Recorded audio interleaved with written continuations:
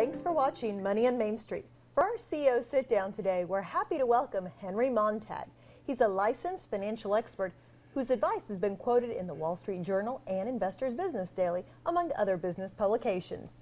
He's a frequent guest lecturer, and his company is Financial Forums. Welcome to our show, Henry. Thanks for having me, Giovanna. So today we want to talk taxes.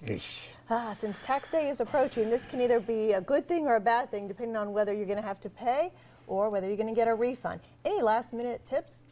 Well, the best tip is to begin preparing for next year, because there isn't very much that you can do for this year, other than seeing your accountant and making sure that you've taken all of the deductions and all of the expenses are all listed so that your accountant can help you put them together. If you're doing it on your own, pretty much the only thing that you can do is make sure that you've taken your major IRA contributions and taken whatever pension deductions you can.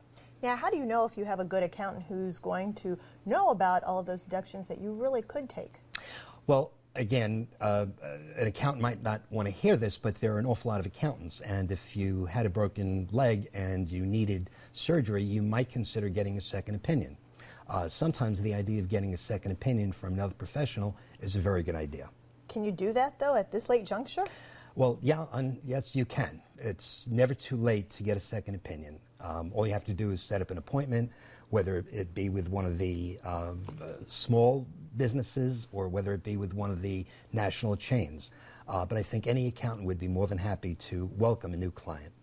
Now, you have a lot of clients out on Long Island since you're based out of Garden City. Talk to me about Sandy victims. There are so many programs, it seems like, so many extensions, it can get confusing, but what do you say is the most important deduction that somebody who has suffered because of Sandy could take? Well, the most important deduction right now, as far as I'm concerned, is being able to take whatever losses you have this year and amend them to last year's tax return so that you actually wind up getting the money back this year rather than waiting for next year, because this is the time that so many Long Islanders are looking to put their homes back together. They're looking to do the construction. They're looking to buy the appliances. Sometimes the insurance companies are not providing 100% of the money. As a matter of fact, most cases they're not. So being able to get that money in your hand now is probably one of the best things that anybody can do. And the best way to do that is perhaps to consider a local accountant in one of those impoverished areas, in one of those stricken areas.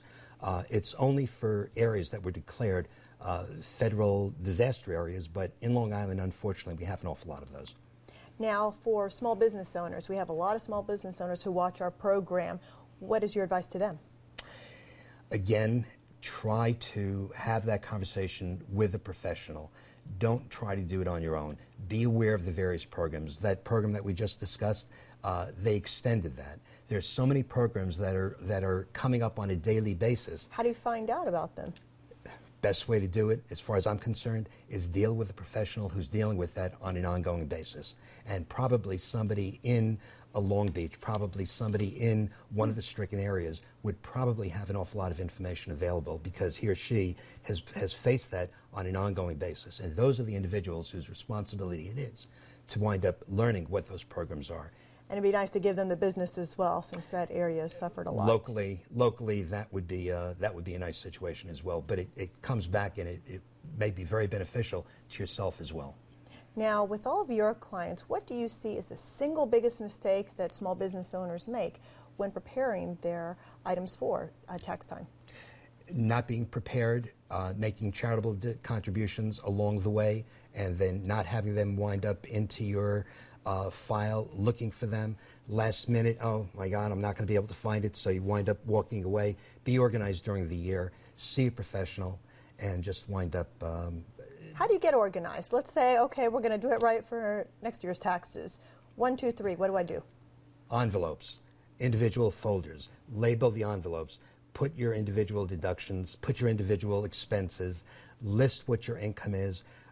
The charitable contributions, it's so important, especially today, because so many people could use those charitable deductions. Make sure that you at least are getting credit for the money that you're being kind enough to share and spread with those people who are less fortunate than we are. All right. Thank you very much. You're very We appreciate it.